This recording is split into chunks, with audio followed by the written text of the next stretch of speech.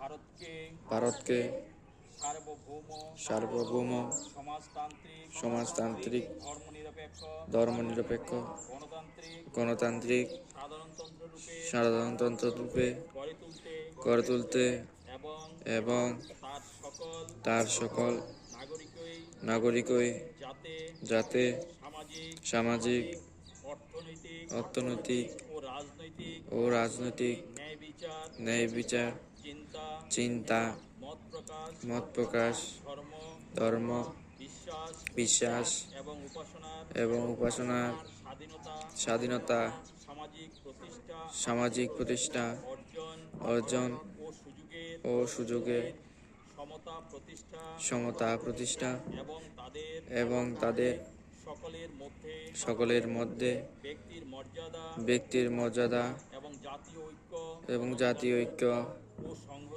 ও সংহতির সুনিশ্চিতকরণের মাধ্যমে তাদের মধ্যে যাতে ভ্রাতৃত্বের ভাব গড়ে ওঠে, তার জন্য সত্যনিষ্ঠার সঙ্গে শপথ গ্রহণ করে আমাদের গণপরিষদের আজ 1949 সালের 26শে নভেম্বর এত দ্বারা এই সংবিধান গ্রহণ বিধিবদ্ধ এবং নিজেদের